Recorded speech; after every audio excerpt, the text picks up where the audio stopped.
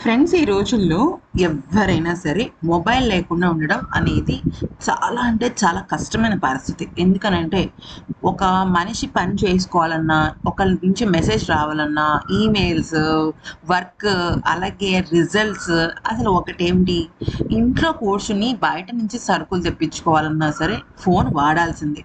Mobile లేకపోతే ప్రపంచం ఆగిపోయినట్టే.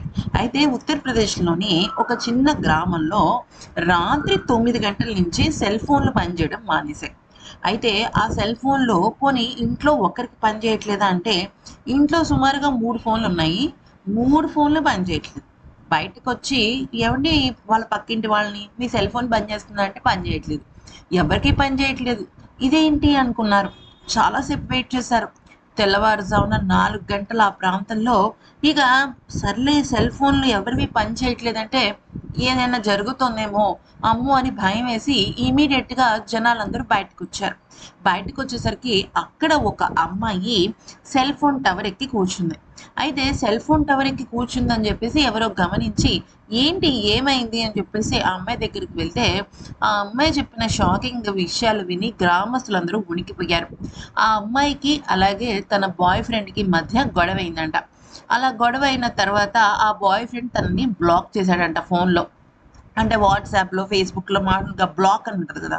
సరే, నా బాయ్ ఫ్రెండ్ నన్ను బ్లాక్ చేశాడు కాబట్టి, వాడికసలు ఫోను సిగ్నల్సే ఉండకూడదని జెప్పేసి, ఆ గ్రామానికే చెందిన తన బాయ్ ఫ్రెండ్, అంటే తన బాయ్ ఫ్రెండ్ కొంచెం దూరంలో ఉంటాడు. ఆ గ్రామానికి చెందిన వాడే గానీ గ్రామ శివారులో ఉంటాడనమాట.